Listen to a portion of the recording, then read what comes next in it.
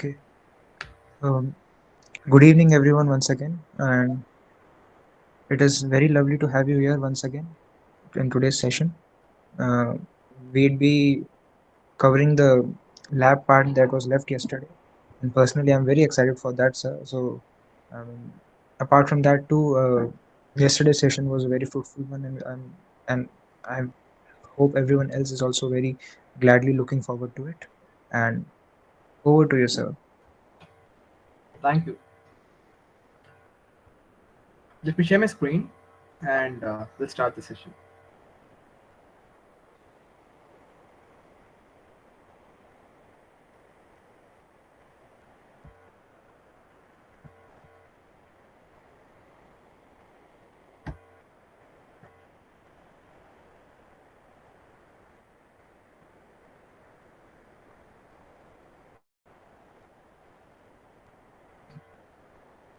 I hope the screen is visible. Yes, sir, it is visible. Okay. So in today's session, what we are going to cover is completely the hands-on part, where we are going to find a specific transaction and we are going to figure out how the transaction flows. And I'm also going to tell you one interesting pro tip where there is one specific thing in cybersecurity which is called as OSINT. See, OSINT is like open source intelligence.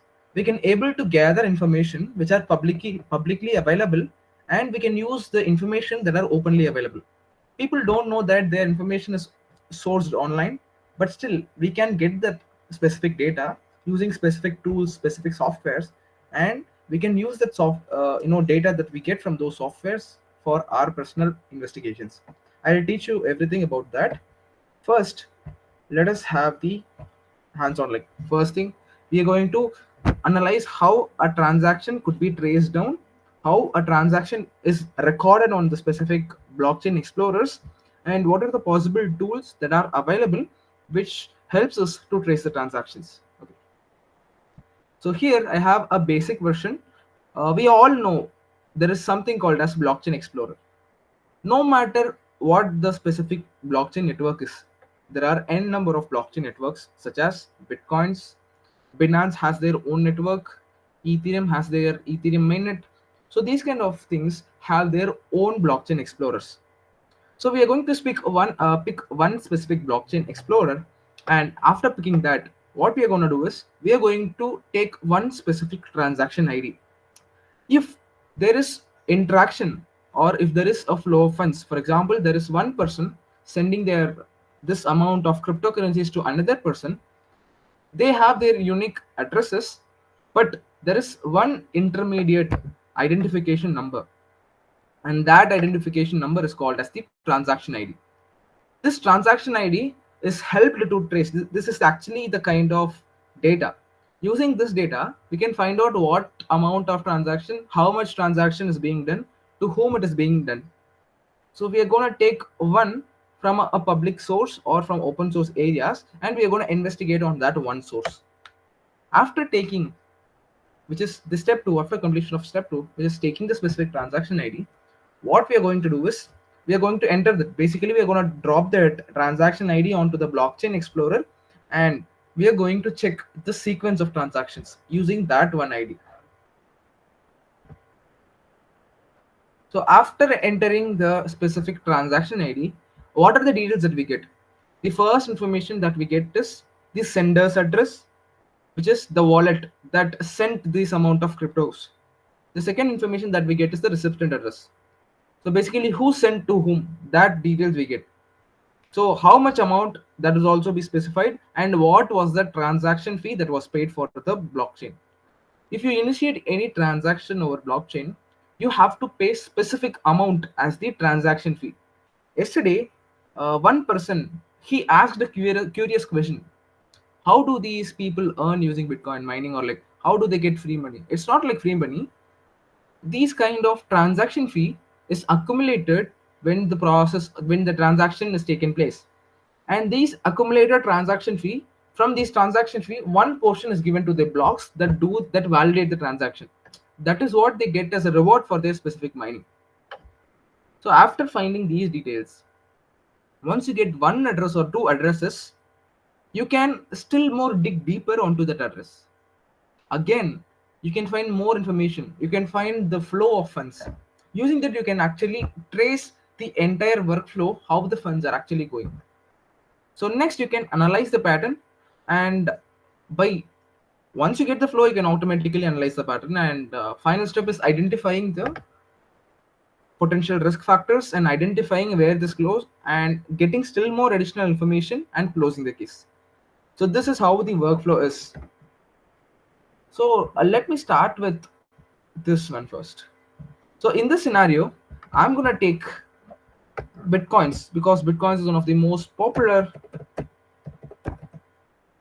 cryptocurrency network, and n number of funds are flowing in blockchain, especially in the Bitcoin network.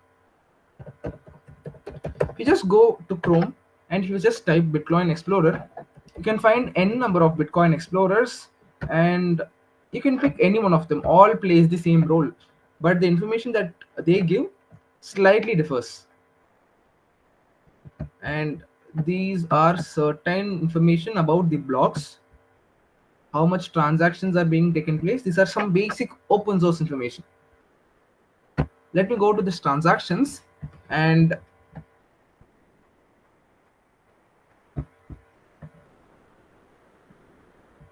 it is actually limited over here. Let me go to CoinGecko. CoinGecko and Coin Market Cap, these two are certain popular exchanges, like popular exchanges come platforms. They have still more deeper information. Here we have limited addresses. Only 10 or 17 addresses, the top 10 addresses are being listed over here. But if you go to these platforms, you will get additional information.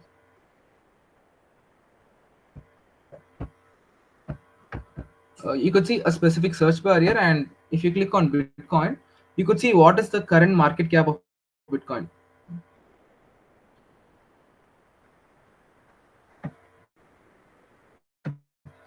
So the interesting part that doesn't lie over the graph, but if you just go a bit deeper,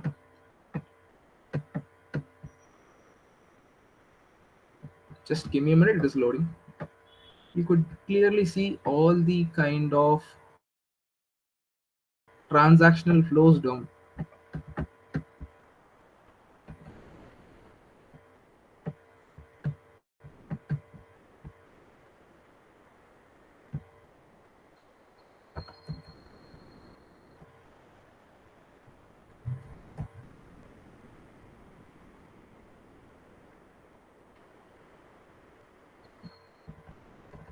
Can you see this one?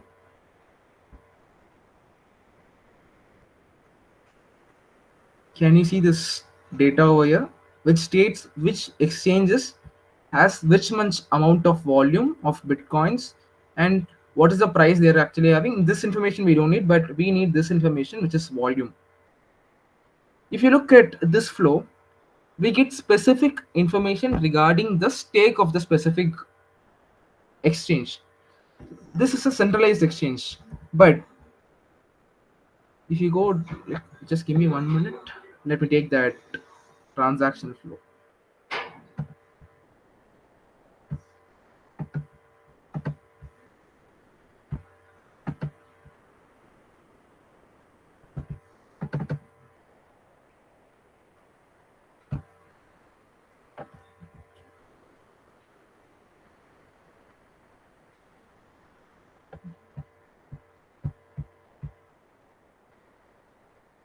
So if you just click on this area, you'll be getting this. Just give me a minute.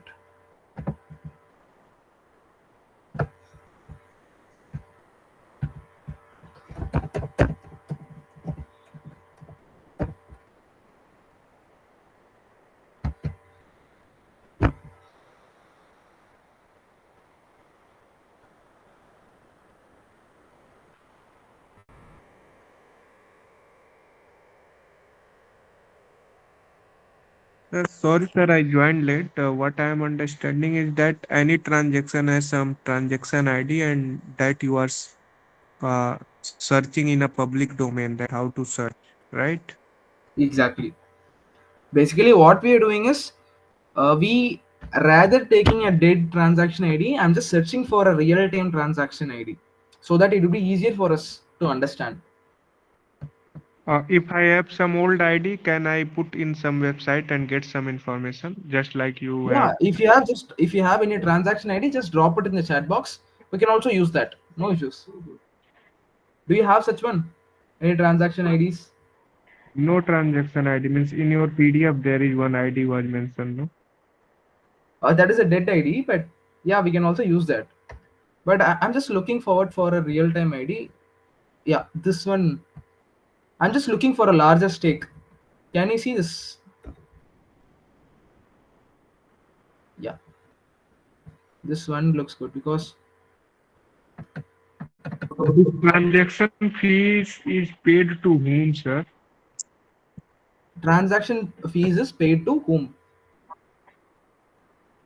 This Yes, sir. transaction fees, this Yeah. transaction fees, it actually goes to this specific one, which is the nodes, because it is actually validating the transaction, right?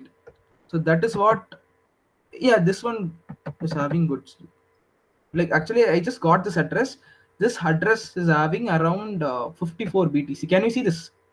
Yeah, this is what I was looking for. Can you see this? This is huge. 58 BTC. Can you see this? Just unmute yourself, guys. Can you see this? We have this address Visible has. on 58. I mean, come again. This is huge Some money. your audio is breaking a bit. Can you please pardon? I am saying this is huge money. Yeah. If you go to the BTC to INR, you could just see the statistics. We got an address of around like 58 BTC. Okay, 58.4 BTC,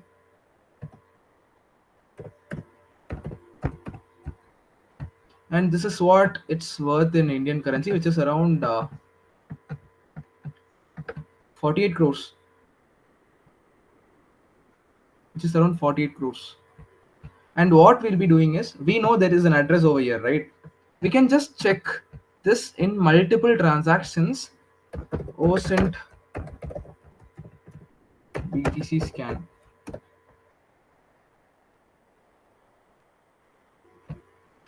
We have n number of tools to investigate OSINT informations. Guys, OSINT is this term is commonly used inside this area, which is cybersecurity industry, because if you look at the way the cybersecurity experts they investigate stuffs, they'll be sometimes using all the open source information that are openly available. Here I have a list of tools. I'll be sharing this during I'll share a notes of this. But if you go look out here, you have n number of resources regarding blockchain investigations as well as blockchain explorers. And the list of things, these are actually blockchain explorers. You can use any one of them to identify what transaction is taking place. Okay, first let me take this 3xpl.com. Okay, what I'll do is, I'll just paste the transaction ID which I got from that explorer, which means 58 BTC worth of transaction that is taken place from this one address. Okay, what I'll do is, let me check what details I'm getting.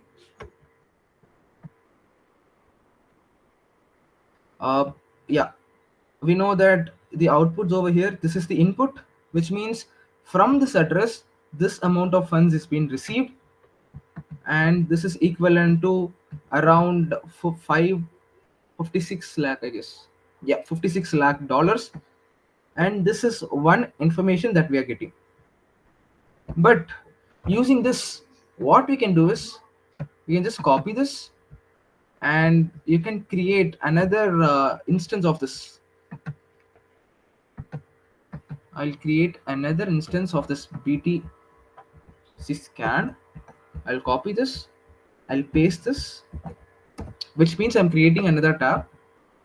I can analyze from which address this funds came to this address. So basically, I'm just going to the site, pasting the address, and yeah. And here you could actually see at June 14, which is today, 13:49, 58 BTC was being sent, 58 BTC was received, and 58 BTC was being sent, and this kind of things is happening. They're actually sending and receiving funds. While multiple people are sending this, because Multiple transaction is simulated. It means 58 BTC is actually coming, and the same 58 BTC is going. He's actually doing, can you understand what is happening over here? Why should he continuously simulate this process? There is one thing, which is actually illegal, but few people will do that. But it is not considered illegal.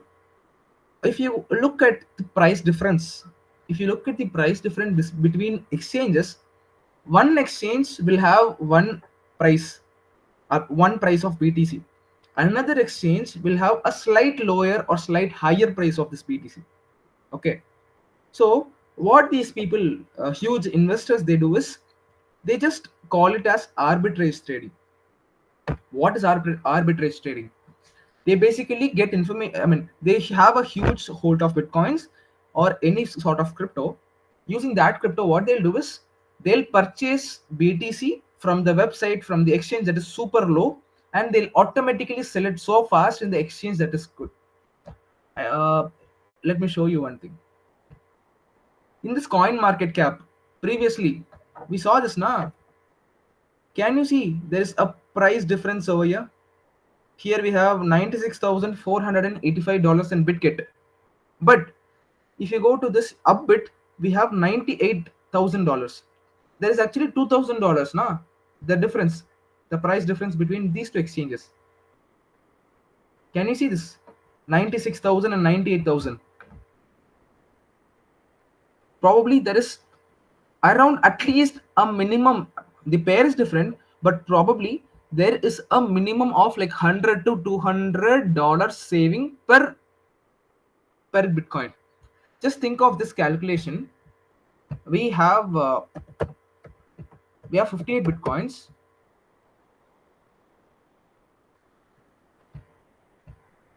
We are actually getting $2,000 per transaction, which means for one Bitcoin. Okay, $2,000 for one bit. If you have one Bitcoin, if you purchase from this website and if you swap it, you'll be getting a solid profit of $2,000.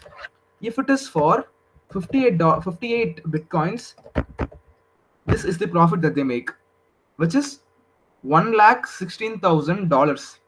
And if they do it for 5 times, this is the profit that they make, which is equivalent to 5 million. sir, I didn't get what is happening. But sir, why would people be buying it from Upbit just because it is higher on the price? No. Actually, not every individuals will do this. Not every common traders will do this. Certain people would use this is actually a loop. Okay, this is because sometimes the price range, it will not be updated on the exchange, which means the older price will stay. Or else it will be a 5-minute delay. 5-minute delayed updation would take place. These pro traders, they'll use this specific loophole. They'll leverage this loophole in order to initiate the transaction. They'll just do transaction within minutes and they'll get the profits. Just because the data is unchanged now. Could you understand what I'm saying? Actually, if you look at the exchange price, every exchange should have a constant price, because if not, obviously there will be an involatility. So it is mandatory that every exchange should have the moreover similar price. Okay, if even though if there is no huge difference, at least small differences would exist, but major differences should not exist. If any delayed updation in the server perspective of the specific exchange happens, if they perform this without doing any efforts, they can just give the funds, take the funds back without doing any efforts. If you look at whose funds are locked over here, this is actually public people's funds. People who do intraday trading, their funds will be locked over here. They'll get a sudden pump. They'll be thinking that if you have a good experience in trading, you'll be knowing about intraday. Intraday is basically they'll buy a stock or they buy a cryptocurrency, the same day they'll sell it. They just do it for short period, but the risk factor is high in intraday trading. But people use this loophole to just steal funds actually. That is what it is happening in this area. Why should he send and receive constantly the same amount of bitcoins? Can you see this? 58.49, 58.52, 58.49, 58.46. It is actually coming. This plus denotes incoming. This minus denotes outgoing, which means this plus denotes that the amount is credited, and this minus denotes that the amount is detected. This guy is actually performing in intraday trading. He's actually leveraging the exchange stuff, which is the exchange loophole, and he's actually getting a lot of profits. So this is But intraday of Bitcoin. this is not intraday, but he's actually using a loophole inside intraday. If you look at ethically, this is not right, but technically they are eligible to do this if they have that good Sir, skill what set. I am understanding that there are different platform and their updation is different. So this Yeah, person is transferring money from one platform to another platform, yeah. which has a lesser price, Hmm. and later on it will update to a more price. Yeah, basically you're getting goods from someone who are selling in a low price and you're selling in a higher price. Ethically this is not fair. Just he's actually exploiting a vulnerability. He's exploiting a specific loophole inside the specific difference rate between exchanges. This this is one small version, but in some cases what will happen is you'll be constantly receiving funds, but you'll never ever do that, which is you will never shift the funds. That kind of accounts also, it is so hard to find. If you're investigating a blockchain case, you're constantly getting funds from funds to one source. And if that source, for example, assume there is one address, 50 bitcoins, 70 bitcoins, 80 bitcoins, it is coming constantly to that one address. But if that one address is not at all initiating the transaction, it is so hard to find. I'll give you a practical example. If you find the wallet address of Satoshi Nakamoto, he is the founder of Bitcoin. He actually published the white paper of Bitcoin in 2003, and he is the founder. But his identity is not revealed. But he is having a solid of like nearly half of the Bitcoins. If there is around 50,000 Bitcoins, he's holding around. I'm just giving you an example. There is more number of Bitcoins, but assume if there is 1,000 Bitcoins, he's actually having half of the stake of Bitcoins inside his wallet.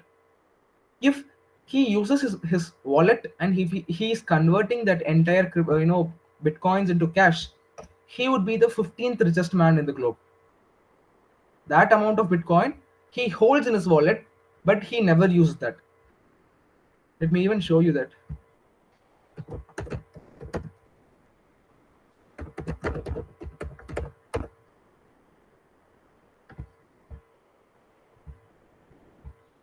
This is actually a mystery. Nobody knew who is Satoshi Nakamoto. This is not his face, but still people are searching him. Who is the founder of Bitcoin? We don't know. No, we don't know, because it is anonymous. He didn't reveal his identity. We only know the name, that is Satoshi Nakamoto. Who does the one question is still who does manage the whole server of this blockchain? Means, can we assume that at some time the uh, m- m- blockchain will be cancelled, or means blockchain will shut down? No, it won't. We only don't know who created it, but there are people who support this. I'll give you one example. We don't know our ancestors who created these traditions, who created the culture. You know, the practices, religious practices, we don't know, but we do still follow them, right? Same way, we Yes, don't know who created this. That we only know the name, that is Satoshi Nakamoto. We don't know how he created, how this is running. Just using the protocols, it is still functioning and it will still function because Web3 is the future. but where does the main data store? Means the information is going. There will be some computer which stores some information, some protocols. Everything is splitted and shared inside nodes itself. There is n number of computer. Let me show you one. Let me show you one thing interesting. Wait. Actually, we have one search engine called as Shodan. Okay. Uh, this Shodan, this is one interesting search engine. Uh, you know what interesting thing about Shodan is? We can find public information easily using Shodan. It gives you easy results. Actually, here, this product Satoshi, this keyword which I entered over here, this is a prompt. A prompt is basically a kind of, if you look at, if you know Gen AI, you know, the more specified prompts you give, you get the more precise information. Same way that applies to dorks as well as this Shodan searches. I'll teach you elaborately what dorks is, okay? Before that, understand this keyword. If I just enter this keyword, I can find multiple information which is regarding this specific Satoshi.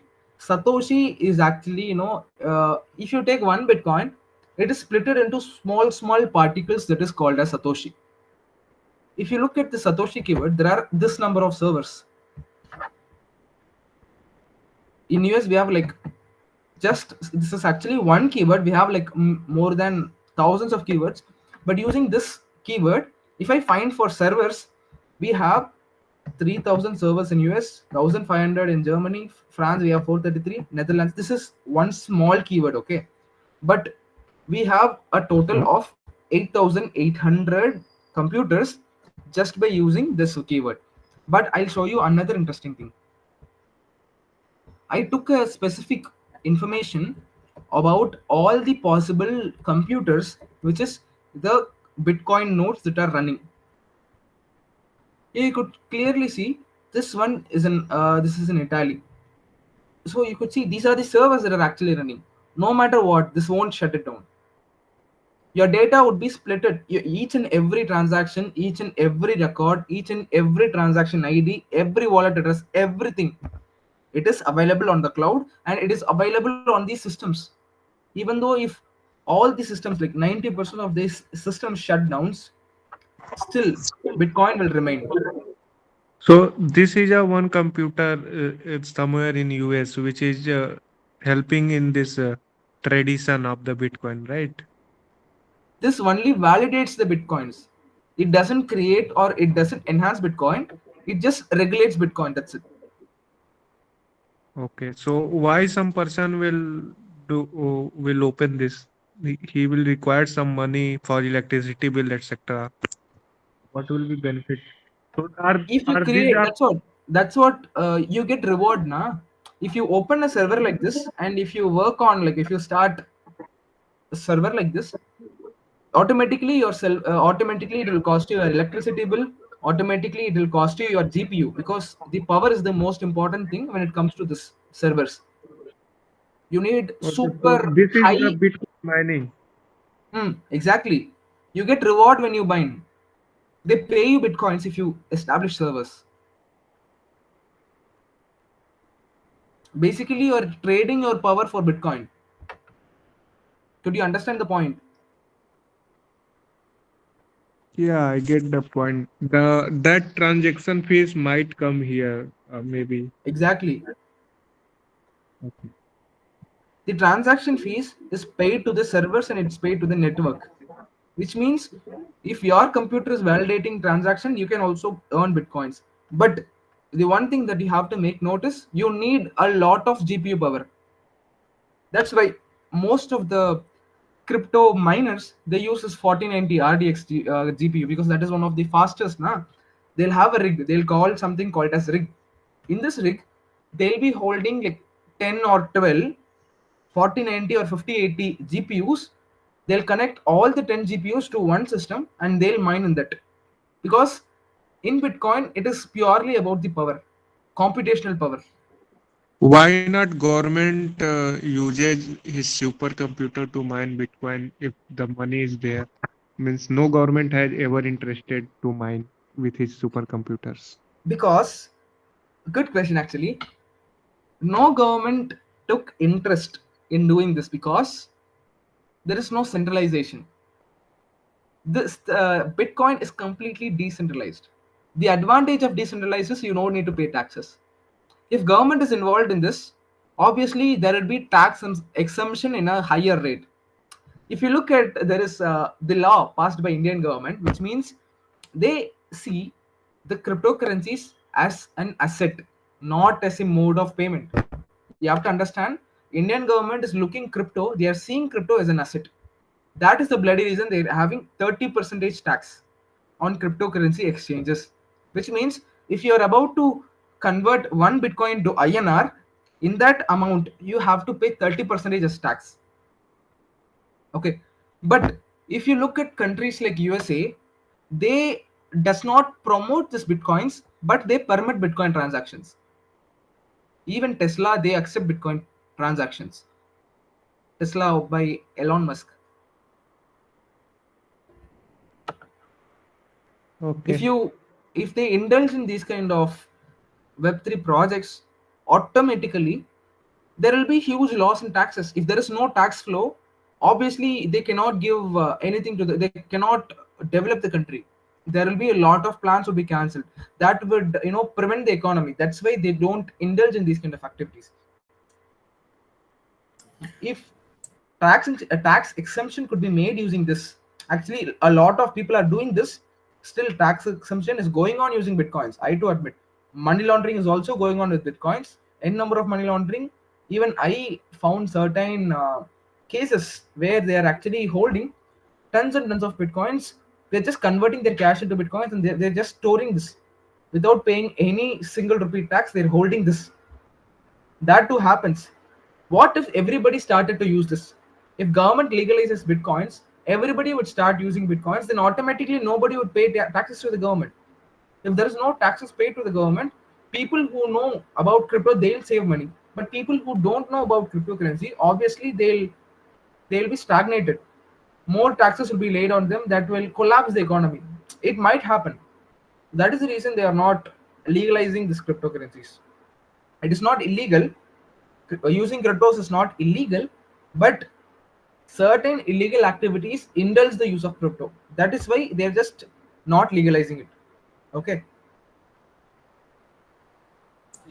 I have a quick question.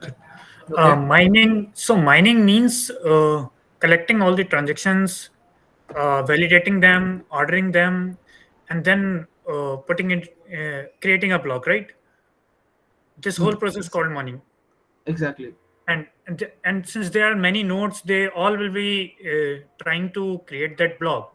And once they done with creating the block, on means validating all the, so do all of them get the share of like that transaction fee, or only the one No, that no, no, creates no. the block? No, no.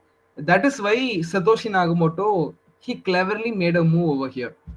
That is, each time you create a block, for example, if you're just starting, you'll be given a block. If you solve that algorithm, it is actually an algorithm. It is a kind of mathematical calculation. Okay.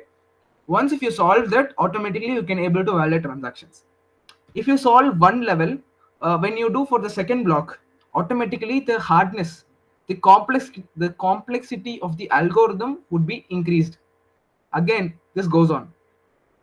If you look at, if you just start mining now, automatically it will take you years to mine one Bitcoin, because the complexity is became so harder. Can you get the Okay. point? If you are mining today, if I mine yesterday, if I finish a block yesterday, automatically the level of complexity is increased. So that level of complexity is only when you will be starting. You will be starting with that level of complexity. Then again, tomorrow, if I start doing this again, the complexity would be added for me from you. That is, I'll be another level of complexity based algorithm other more than you. Can you understand? the level should be automatically increased. It will be common for all. The more power you validate, the more number of transactions you validate, and the more number of computational power that you give to the blockchain network, the more rewards that you get. Okay, Sir, so yesterday you what if two nodes started on at the same point and they were able to solve that problem and were able to create. I mean, were able to solve that problem and were ready to create that block. So what would happen in that case? If two computer, it actually we have it's not like one algorithm, we have multiple things, because more number of fund is flowing, nah? It is not about only solving it. It's more about validating. If both validate more number of transactions at an equivalent rate, obviously they'll be getting more over equivalent amount of reward. Not exactly the same reward, but more over similar kind of reward. Okay, thank you, sir. You're welcome. So I specifically mentioned a term called as dorking. Do you know what dorking is? Any ideas what dorking is? I think something like we will do search on Google, like Dorking is actually so interesting because you can use your browser as a hacking tool to identify open source information. You can find out vulnerable information just by using your browser. That is so interesting because you don't need to do much. All you need to do is just find the proper dork, find the vulnerability. Let me show you one interesting thing. We have something called as Google hacking database.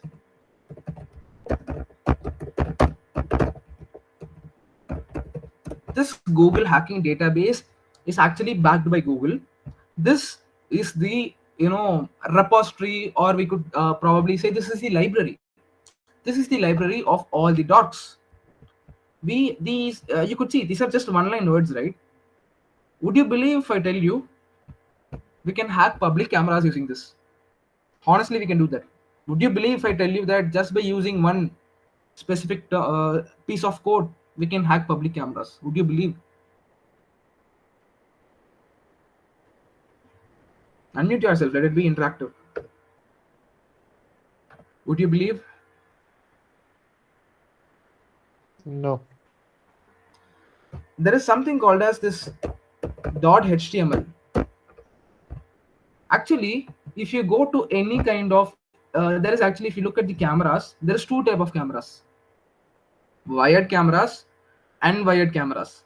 Wired cameras stores their data inside databases, but unwired cameras, which will be of internet or wireless cameras, they'll be connected over internet. If you find the valid dork, and if you use that specific dork, if you filter out searches in an effective manner, you can find out open source vulnerable cameras instantly.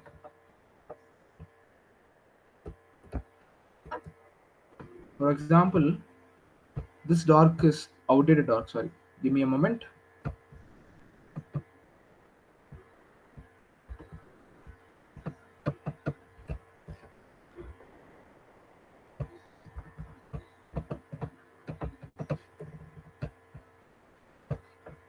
So these cameras are open source. They are publicly broadcasted. No, Yeah, that is why. they're not publicly broadcasted.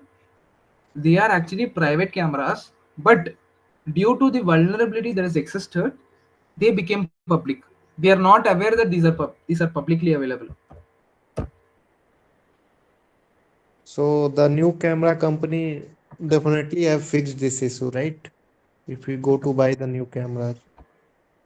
Probably they might have fixed. It depends upon the camera provider, and it depends upon the service provider. But even though it happens, this one still exists. We can't control everything at the moment because each and every new vulnerability exists over time. It comes instantly. Let me also share you still more talk. The reason I'm sharing you is this because using this also, we can try to gain access to blockchain networks. Some private blockchains can also be exposed using darking. This is the basic version of docking. That is why I also kept this inside our main hands-on. Can you see this? This is actually a database. Nobody is given is permitted to access this actually, but still, just because of the vulnerability, we got access to this entire stuff. And this is containing some images of something. It's a So direct maybe image. this is not validating. Anyone with this URL can go to this database, right? Exactly. Anybody with the URL can go to this database if they have the specific URL. But one thing we have to notice, because note this, which one means if you go to this URL, that is the domain name. This is some old website, I guess. We cannot get much information. You cannot gain entire access to this specific backend database. Only if you have this URL you can get access. If the company of the domain name service provider is not aware about this, again data could be exposed like this. Let me show you another database.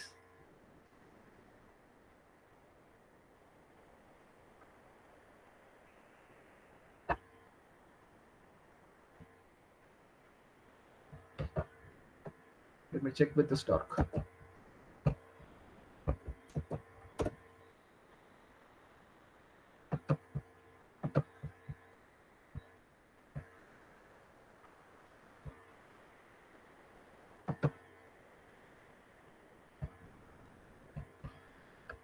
If you understand how this docking works, using this docking, what we can actually do is we can use certain docs inside Shodan.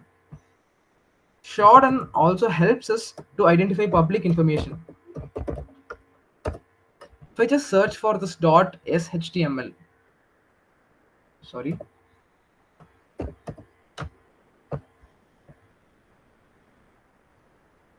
yeah, this much amount of .shtml cameras are online.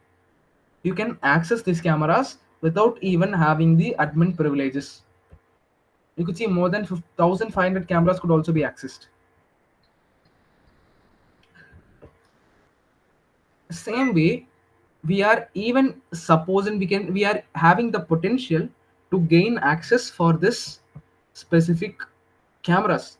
Then think of data. We can just, if I just want this address, what I can do is I can just take this address.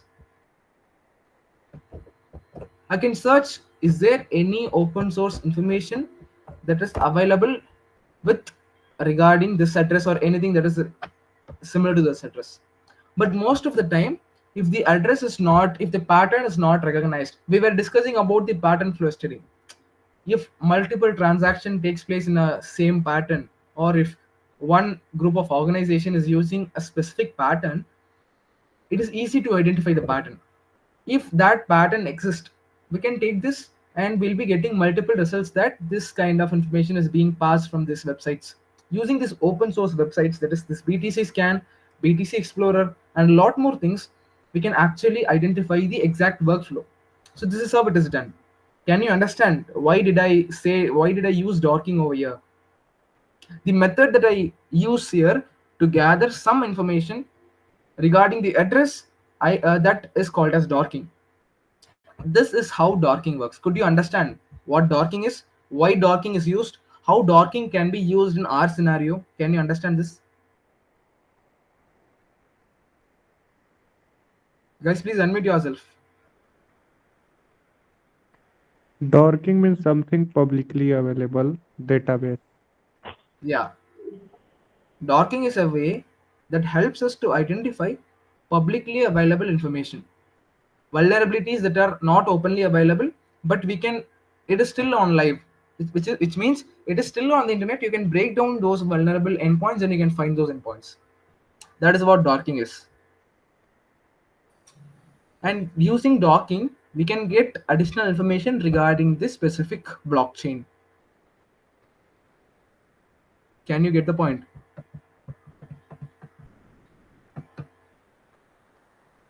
Let me show you Yeah. Can you see this list of documents? I mean, this list of codes over here. I have a list of 15,000 docs. Okay. These 15,000 docs consist of multiple files and multiple information. It gives us multiple information that are openly available. For example, if I take this Bitcoin debit card.cfmat ID, if I just copy this and if I paste this on the internet, since the algorithm behind this Google works depending upon the keywords, I can get multiple information regarding the debit cards and CMF cat ID.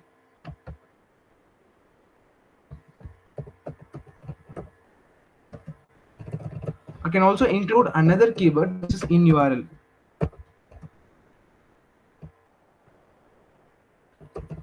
This in URL is a kind of a formally used keyword which helps me identify whether if the link consists of this keywords inside it, I can get those. Here you could see all these kind of things has this debit card based links. That is why I can get the open source links like this. Same way, what I can do is I can get addresses, but for that we have to identify a group of addresses first. Can you understand this workflow, how this goes on, how this doc works? Hello guys, am I audible to you? Yes, sir. Audible. Yes, sir. Understanding little bit, sir. Okay, let me show you another thing.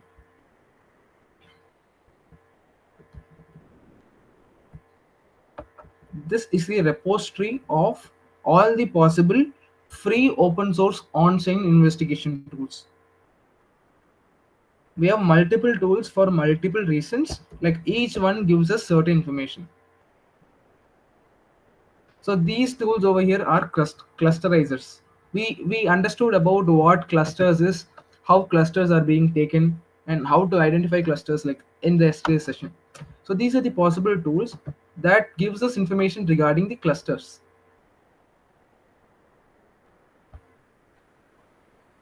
This is one such tool. This is actually a paid tool. Most of the tools in Web3 are paid, but you might have certain alternatives as well as certain backend tools. And if you take deeper into this investigation, cybercrime investigation, blockchain investigations, certain access for certain tools are limited. Only these LEAs, law enforcement agencies, they have the access for these tools. You might have came across this, right? If people are creating this fake profiles on social media platforms, automatically if you go to CyberSecurity, they'll block that profile immediately. Do you know how that works? Do you know how that works and how they actually do that? No. Okay. Actually, Uh, They these will law. nail to Yeah, that. go ahead. I think they have control to that social media platform. Means if Instagram, if government want to close some ID Instagram, he can issue the notice to that from his ministry. No, sir. But there are more than 100 millions of accounts in Instagram. But each time these they cannot send a notice, and each time that would be so delayed. And look at how many agencies, how many law enforcement agencies are there in Tamil Nadu, or in one state in India itself. We have that much. For example, in one state, how many districts we have, how many cyber cells we have. Same way, entire India, how many cyber cells we have. Look at the globe, how many law enforcement agencies, CBI, FBI, NIA, NFSS, n number of organizations are there. How do they do that? Because a lot of people are doing this, na. So for this, we have one specific backend for them. They have this Meta Law Enforcement Agency portal, Meta's LEA portal, where only people from these law enforcement agencies, they have the access of this tool. Using this tool, just by entering the username, they can identify which user, where he is using, which is his IP address, along with his number which he is using and email address, and the law enforcement agency also have the access to block their account, which means deactivate the entire account. What they'll call, there's a specific term, they'll just disclose the entire specific account, and they will not, there is an option in LEA's portal which won't allow the user to create another account. That is also possible using these portals. That is how they, a number of law enforcement agencies, they close these scam accounts, people who impersonate, or people who try to scam away funds using social media accounts. This is how they shut it down. That means you are saying that a Indian law enforcement agency like NIA can block any account within some 10 to 20 seconds Exactly, they can. without informing that institution. No, they can shut it down. Okay, means my Facebook account, my Twitter account can be shut down without going to the Twitter itself, No, without the it's not permission like of without Twitter. going to the Twitter.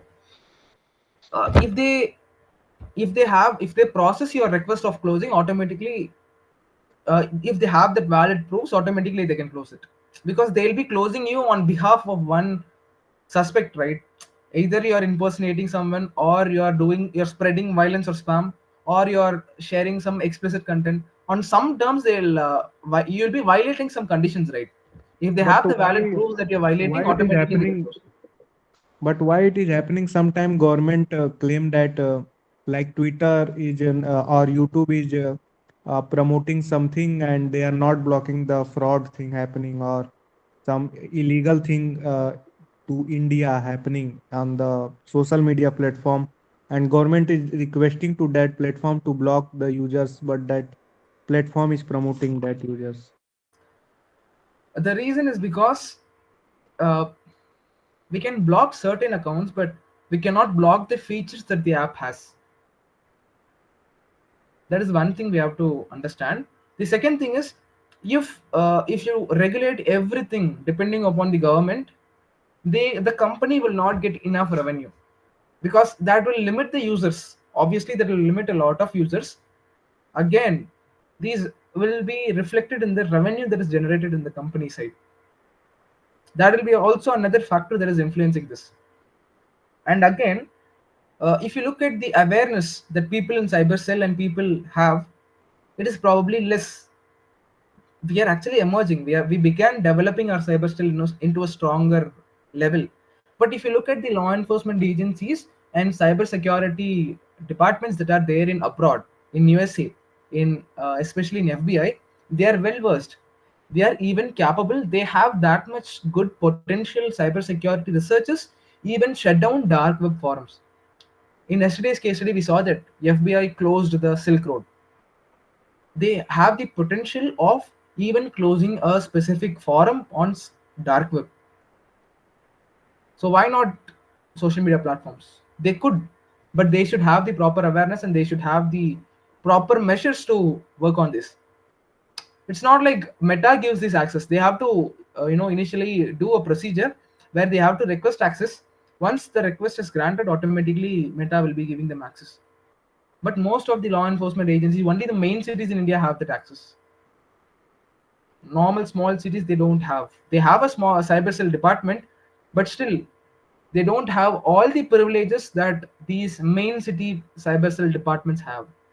That is why, even though if you report a cybercrime complaint or cybercrime case to your local cyber cell department, probably 90% it will not be fulfilled, or it will not be recovered. I've seen a lot of my mates. They used to report to the cyber cell. We filed more than 100, 200 cases on online frauds, online scams, but still we haven't even got a follow-up message.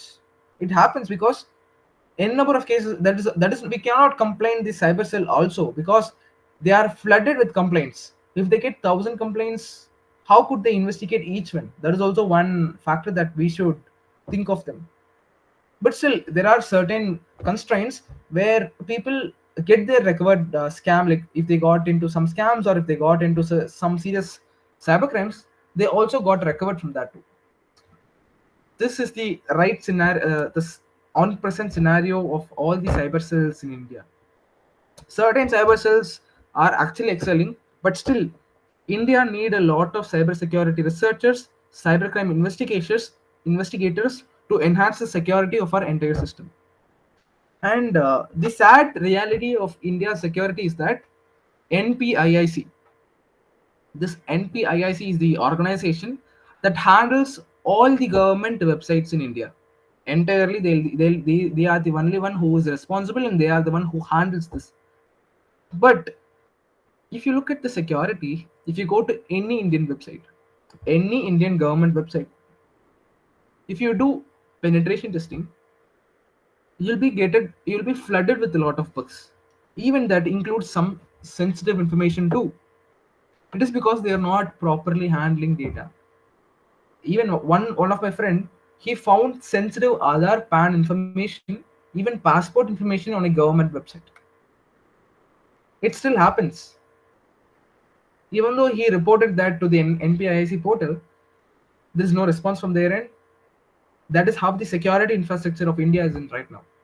We have to enhance that. We have to take measures for that. So, any questions about this or any doubts you have on this? I have a doubt about the study you told that SAP 256 algorithm or Yeah, similar algorithms used in the blockchain. So yeah, blockchain has emerged about 10 years back, right? So one thing that yeah, the blockchain is completely dependent on the cryptography. exactly, And before 10 years, there is no, I think there is little knowledge of quantum computers. Now the quantum computers are coming now. exactly, The and the quantum computer are very famous for breaking the cryptographic system. And there is also some contest happening to build a cryptography system that quantum computer could not break. So each blockchain is protected for this cryptography attack or quantum computers uh, thing. interesting question. Actually, if you look at the complexity of the blockchain networks, it is so complex. Even I'll not say that a blockchain is 100% secure. I'll not say like that. Any system, any supercomputer, even the most secure computer in the world right now, it is also hackable. Blockchain is also hackable, but it is hard to hack blockchain. If you go to this private VDP programs on blockchain, we have if on Web2 we have this. How many of you heard of this?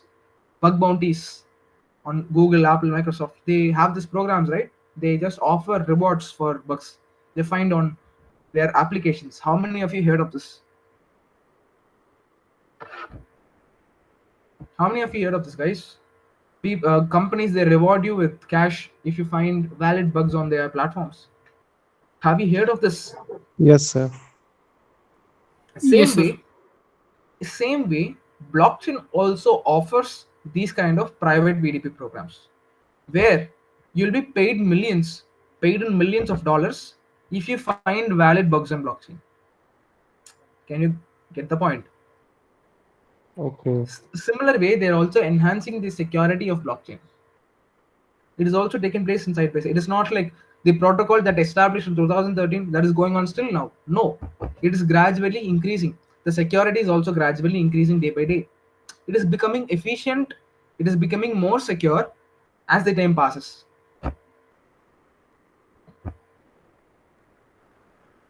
I hope you do understand.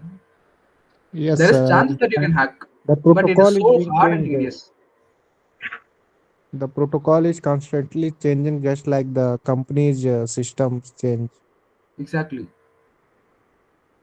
It is not like protocol is changing; it is enhancing day by day.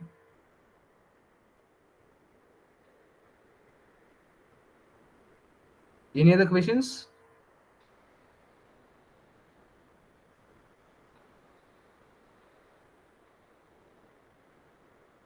Any other questions, guys?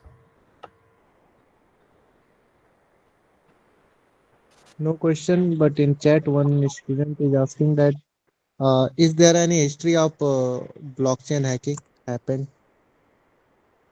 Recently, WZRX, you cannot hack the entire blockchain network, but that is hardly possible. Hacking the entire blockchain network is hardly possible, but hacking one wallet is possible.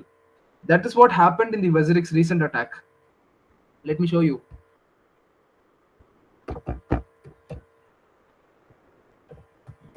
Even WZRX, they created a vulnerability VDP program to identify anybody who identifies the wallet will be rewarded with this much millions of dollars.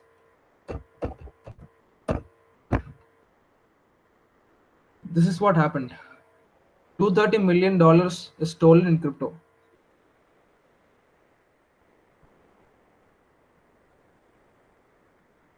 This was a bug or this was a mistake? This was a small vulnerability that was inside the they'll call it multi-signature wallet. There was one vulnerability that was present inside that wallet. Vulnerability means the loophole. So due to that vulnerability, he just intruded into the wallet, got access, and he got the entire crypto in Ethereum. He just got it is a mix of assets, okay? They have BTC, they have BNB, they have Ethereum. What he did is he got all the assets, he converted into Ethereum, and he got it to another wallet. That is what this case is.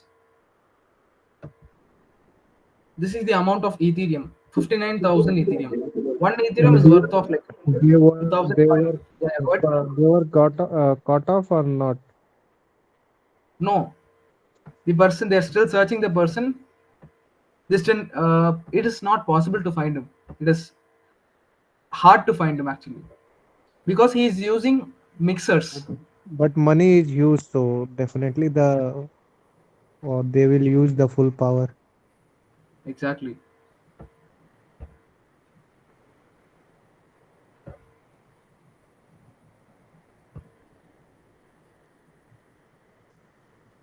This is one incident. Similar way, millions of dollars has been looted. If you take the statistics, n number of n number of dollars, n number of crypto coins has been looted. Even one of my friend, he's in Palestine. He's actually having an IT firm in Palestine. He holded 50 bitcoins in his company wallet, but accidentally, due to the vulnerability that existed inside the system, I told you, right, you can also store your cryptocurrencies inside your devices, and that will be stored under this wallet name, wallet.dat. So what happened is he stored 50 bitcoins, like 50 to 55, nearly that amount of bitcoins into his system wallet. He stored into that wallet.dat file. His system got hacked. Automatically, that guy, what he did is he stole this file. He stole this wallet.dat file, so automatically his 50 bitcoins is stolen just because of one single vulnerability that existed inside his system. His system, he didn't properly manage his system. He had a vulnerability inside his system. That guy, he gained access to his system. So if he gains access, automatically he'll find the file, right? Wallet.dat. He just took the file, stole the coins. 50 bitcoins is equal to huge sum, right? Sir, excuse me. Yeah. Sir, that wallet is different and that blockchain is different, isn't it? The blockchain is something where you, the transactions are this thing, no, registered. Actually, But whereas wallet is something. actually, Excuse me. no, Tell me the yeah. difference between the two. Actually, blockchain is the entire network. Yeah, Your that is a wallet, decentralized yeah, it is a ledger. network. Yeah, Yeah, your wallet is one storage device which has a unique identification ID, which is called your address, and it acts how could I tell you? This blockchain is like entire network, and your wallet is one device inside the network. I see. Like same way Okay. we are using social medias, right? Yeah, Instagram is a whole network, but your device, you have one unique ID. You're having one social ID from Instagram, right? Same way it is for blockchain. Blockchain is kind of the entire network. In that blockchain, one type of network is Bitcoin. Like that, we have multiple networks. Inside Bitcoins, we have multiple wallets which has that unique identification number, and one wallet is that what we are actually talking right now. That Can is, you understand the difference? excuse me. See, Yeah, yeah. if supposing if there is any theft of this bitcoins from any of the wallets, etc., but that's not going to affect, that blockchain, wherever that blockchain ledger, wherever the transactions have been recorded, no, that will not get altered, no. No, no, no. So That those, wouldn't affect. okay, so those two things are different, isn't it? That Yeah, wallet yeah. is different from that blockchain, no, Yeah, yeah, ledger. exactly. Exactly. See, that's what I told you. Hacking the entire blockchain network is hard, but you can hack one wallet or you can hack a specific wallet. That is Okay, easy. Again, what happens is that uh, if you look at this one, this wallet security, we are the sole responsible for the security. But in case of this blockchain security, the blockchain network is responsible for the security.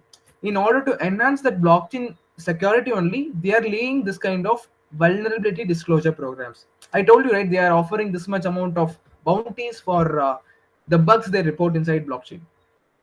I see.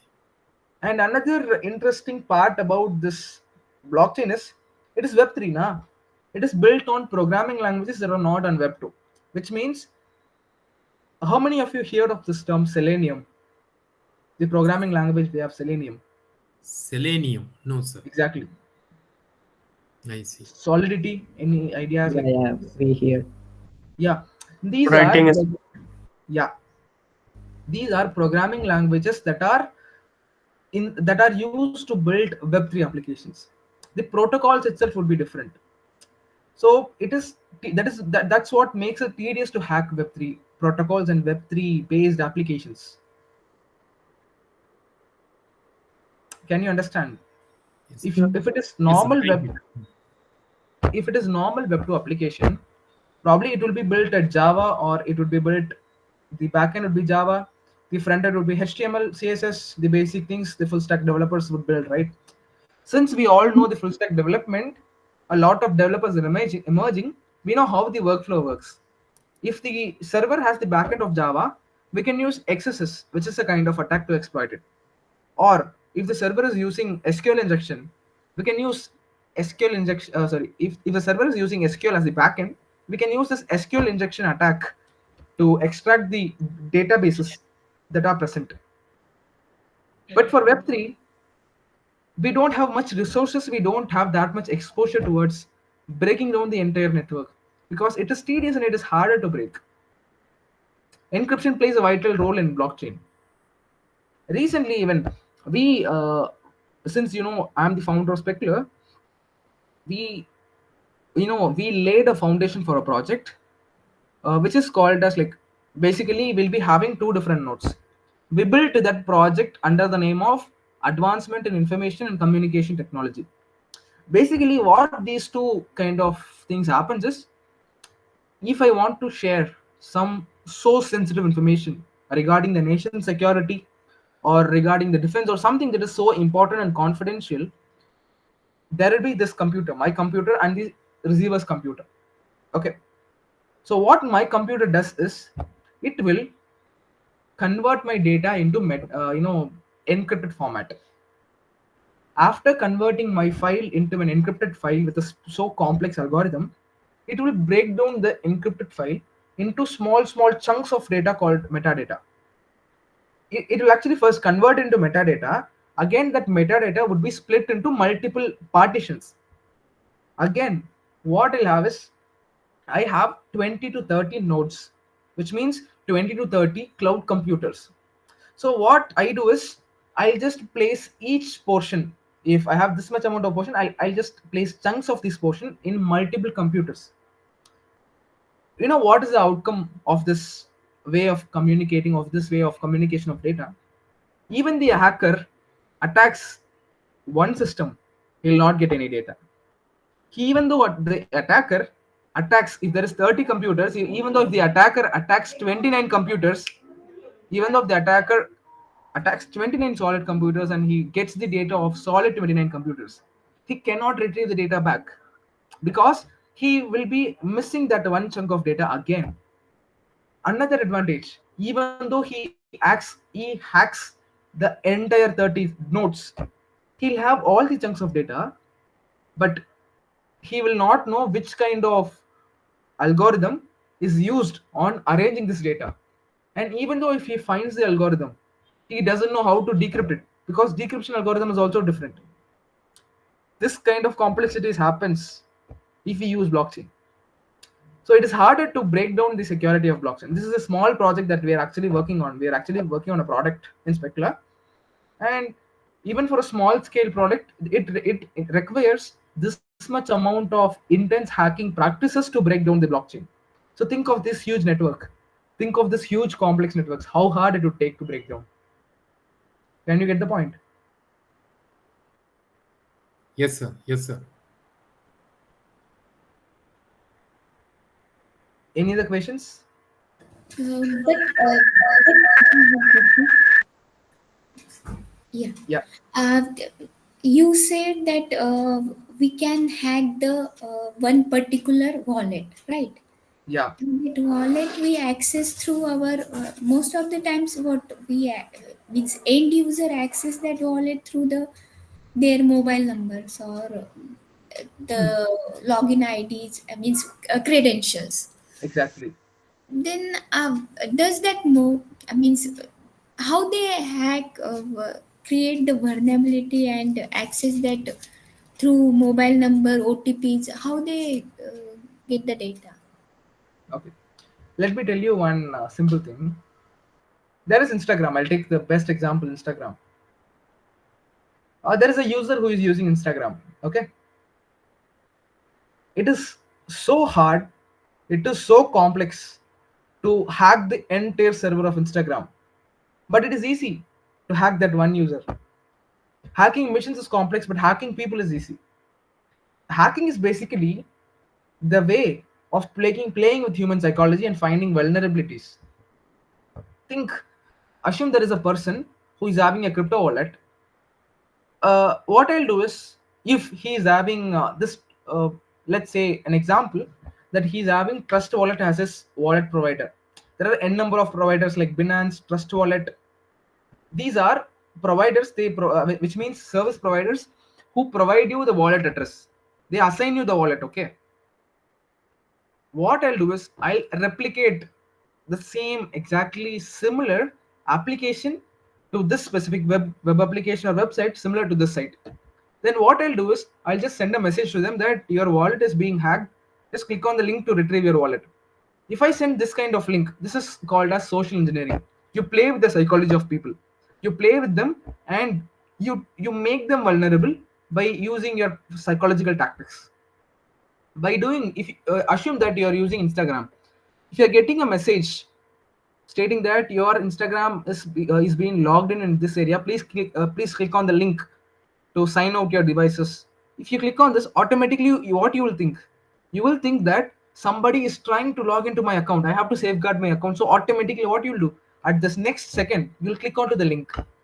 But you will not know, you will never remember, you will never acknowledge that this is the area where you are going to be hacked.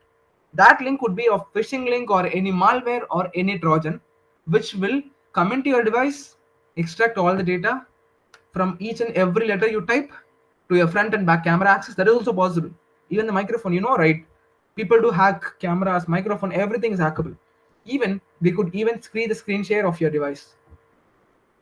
That much intense it is possible just by clicking a link or installing a specific program. Hacking is all about manipulation. 90% of the attacks that takes place in hacking is comprises of human interaction. Without human interaction, also hacking is possible, but the number of attacks that takes place is comparatively less. If it is of server-side based attacks, human interaction less attacks would be more. Human interaction less attacks would be more. But if it is of this one person common man attacks, obviously the user human interaction would be higher. If without human interaction, hacking is hard. Can you get the point? Got it. Any other questions? So I believe I Excuse see. me, sir. Yeah, Yeah, yeah, please go. go ahead. Okay, thank you. Yeah, yeah, thank you. So, yeah, I have one doubt. So, uh, when I was a new Hmm. user of phone pay, so Hmm. I was new for phone pay. So that time, uh, there was a certain time that I was I was needed some money. Hmm. Okay, I was traveling somewhere. So that time one phone call came to me, and the person told that you got a 500 rupees, just collect it, otherwise it will time will out and you will not get that money. Hmm. So and he told me that log in your account phone pay. Hmm.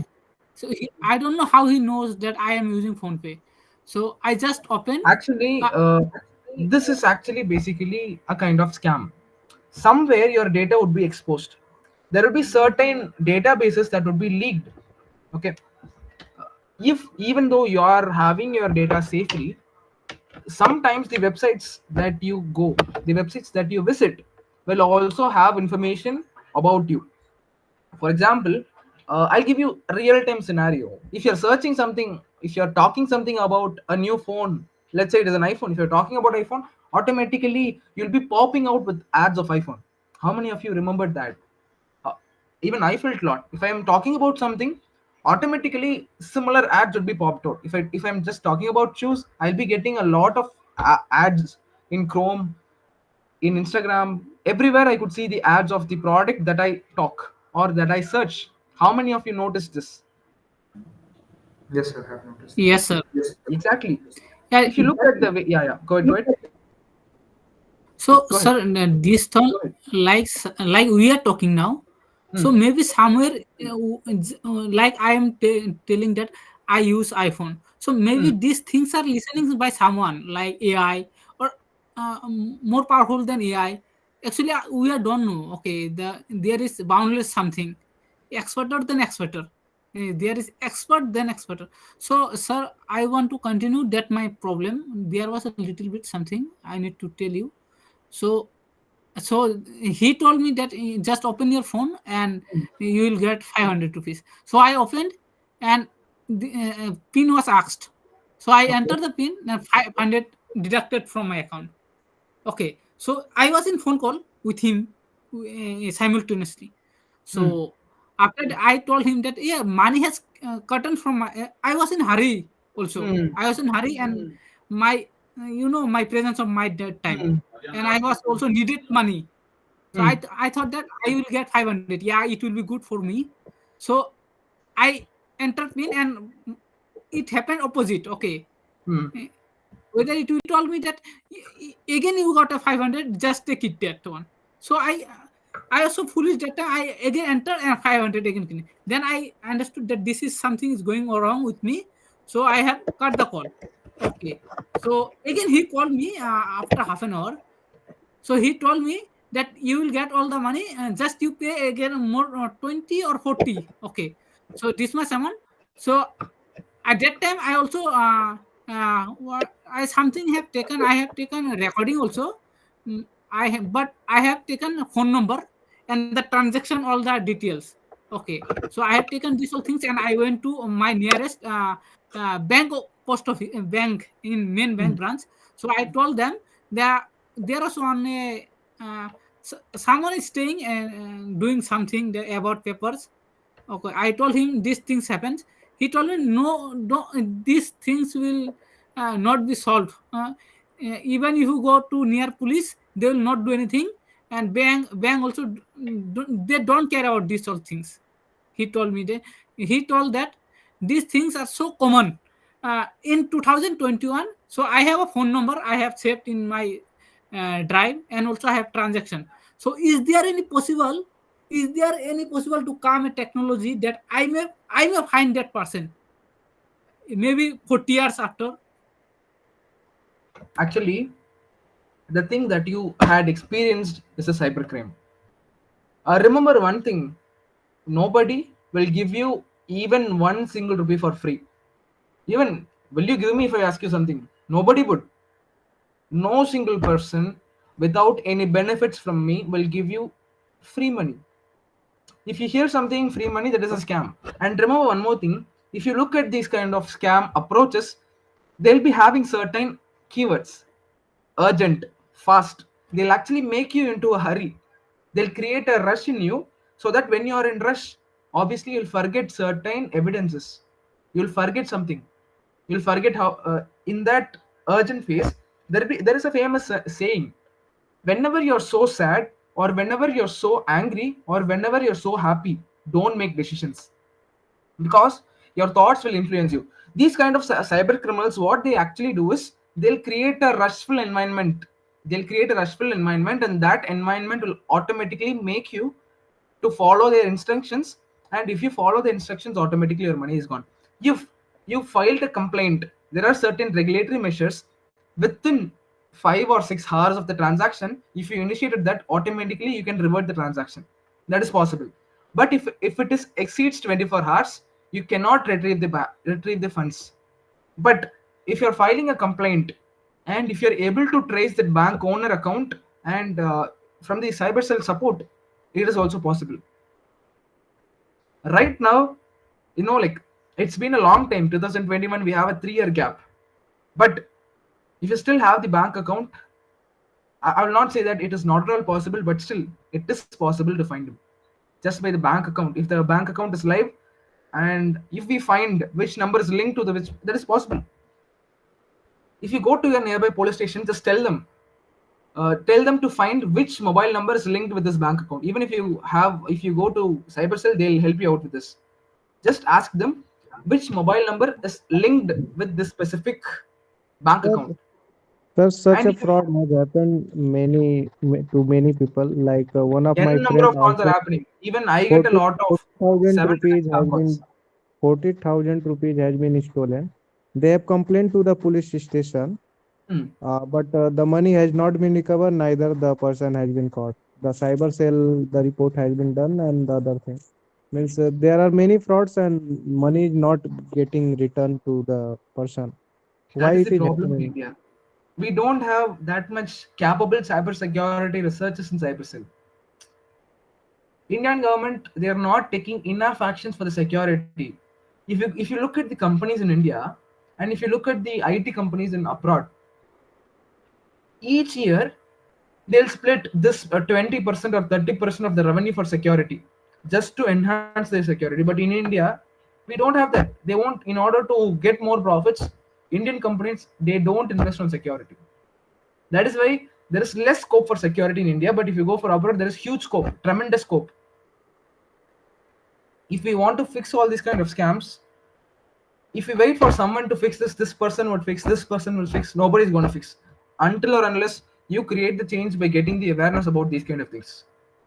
But sir, It's this is a simple thing, bank to bank transaction. Yeah, Why the police is not able to catch the such a small thing? That is it is the question. because actually these criminals, they don't use their actual bank accounts. They'll go to dark black market, not dark web. They go to black market. There are certain areas like Jalampur in North India. There is one area. I'm not sure about the name, but there are certain areas where you can buy fake SIM cards, fake bank accounts. They just use this. They just use this fake bank accounts and fake SIM cards to create banks, and using banks they'll create the payment. And once after a month or 2 months, they'll just dissolve that bank account. So if at least one number is linked, we can find it, right? That is the But the reason. money retrieval cannot be taken without going to bank or ATM. So there they can be caught. No? That is not possible. Money, if you want to retrieve your money back, only when you find the criminal you can retrieve your money back, and that No, no. requires What I am serious saying that investigation. if the money has transferred from one bank to another, Yeah. the criminal has to go to the bank or either to the ATM to get out the money, no? No, but instead what these guys do is they just purchase something online. It might be a gift card, or it might be a subscription online. It Okay. might be a gift card, or it might be a subscription. and using that subscription he'll just convert it. There is n number of ways to do money laundering. They perform this. Okay. Like assume I have a solid 10,000 rupees that is a scam amount in my fake bank account. What I'll do is I'll buy any online, I'll just indulge in any online transactions. For example, you can buy gold in Mintra, and Nika you can buy gold. They'll convert this into that articles and they'll pledge that gold and get back their money. This is also possible. We cannot find out how this money goes, but this money will flow. Can you Okay. understand this? Okay. So there is some online money laundering cases is also possible, and that is how they be anonymous. This is not just one scam. This is a collection of multiple scams. Even I personally researched on this case. If you go at all the gambling applications, all the rummy circle, n number of gambling applications are there. Know what? One thing is common. Every applications are Chinese applications. They get Indian currency. How will they transport that huge amount of Indian currency to China? I was curious. I began investigating. So what these guys do is they buy fake bank accounts, convert. They also employ certain Indians for this. They basically convert this Indian currency into USDT, which is Tether coin in Tron network. So after converting this into this specific one, they'll automatically shift this into USDT. That is, they convert Indian currency into USDT. They'll give a small percentage to the people who convert this, and they'll transport this amount of USDT to the address in China. This is how the entire gambling side is working. They just get money. They get money from India, convert it into USDT, and transport it to China. This is how 90 to 100 types of gaming applications, gambling applications are working. N number of money. It's not just one crime. N number of crimes that are happening in the back end. Money laundering, identity theft, lot more.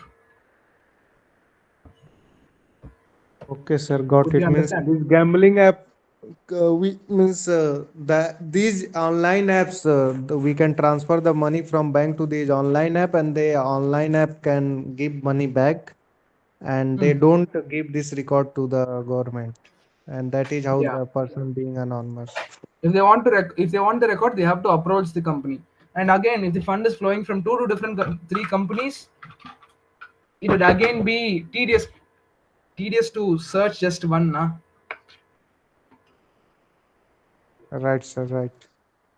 That is the reason.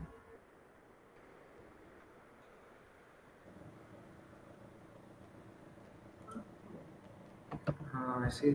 Madhumita, you also have a question? Maybe this could be the last question because we are already 35 minutes over time and sir is gracious enough to take the question. So maybe we could go to the last. Madhumita, please do. Actually, I'm a beginner and I want to learn how to do all these forensic. I wanted to start my career in this, and how can I start my career? Okay. So the first thing that you have to precisely understand is how this, how this protocols, how this technology works. First, understand how this blockchain works and how the transactions are, how the transactions are processed, how the validation takes place. If you're directly jumping into blockchain forensics, definitely you need to do a lot of hard work and normal investigation. How investigation takes place in Web2, if you have an idea, you can automatically ace the investigations you do on Web3 because it is moreover similar. Only thing that changes is the protocols, the technologies, the way we exploit them is different. But moreover, it is similar. So if you want to start a career in this industry, which is the security sector, you have to understand how the basic protocols work first. After understanding this, you can study this threat intelligence or you can study this cybercrime investigation. There are openly available resources for this. You can find that even if you go to my LinkedIn, I do hold this. I just shared a bunch of resources that are openly available. I've just shared a lot of resources. You can also refer my profile too. I'll even share my profile inside the chat box. Yes, sir. by just posting your link, Yeah. profile's link. So same way you can also refer, and by this, by enhancing the base foundations in Web2 cybersecurity analysis and Web2 based investigations, then if you step into blockchain, if you step into this Web3 based investigations, it would be easier for you. If you directly go to this forensics on blockchain, you might find it a bit complex when it comes to this protocols, when it comes to this measures that you take for each incident, because it's not like one task. You'll be doing multiple things at the same role. It is a collection of multiple processes. So in order to understand each process, each workflow, you need to have the foundations. I hope you got the point. Yes, sir. Thank you.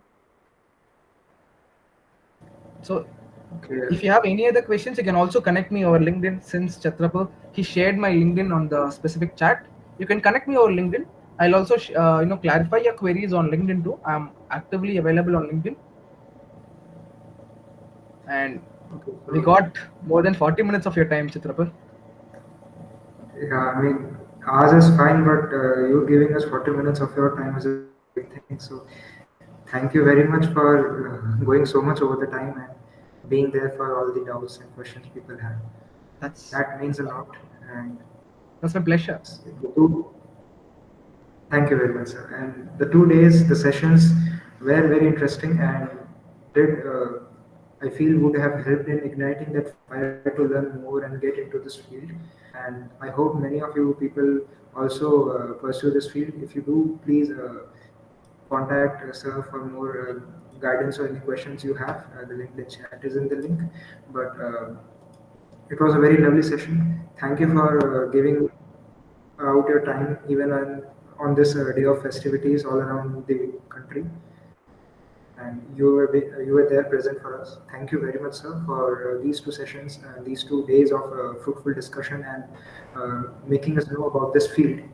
And that means a lot. And we hope we can have more such beautiful sessions with you and in this field in the future.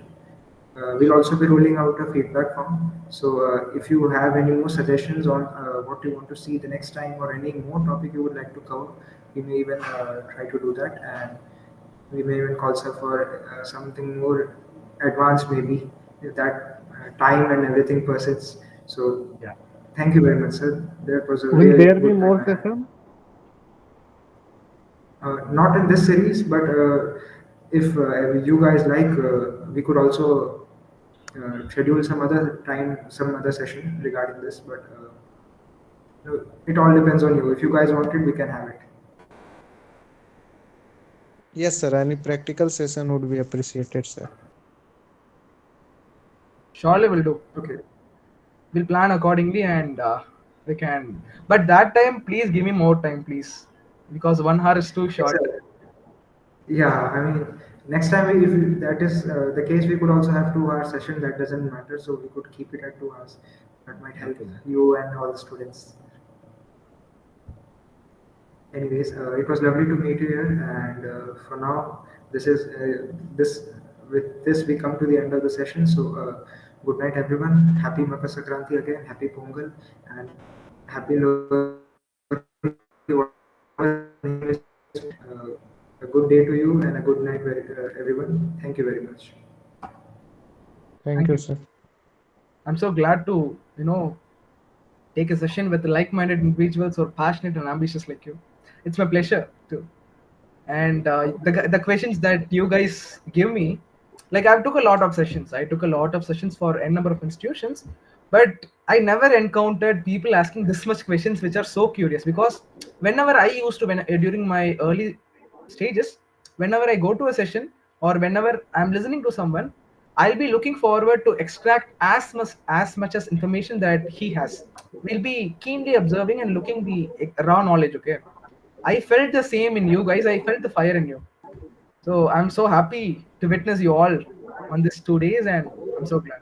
We'll surely plan another session depending upon the availability and timing. And thank you for giving me wonderful opportunity to share my insights and thoughts on this domain. Thank you. That's kind of you, sir. Thank you very much. You're welcome. And With this, we'll end the meet. And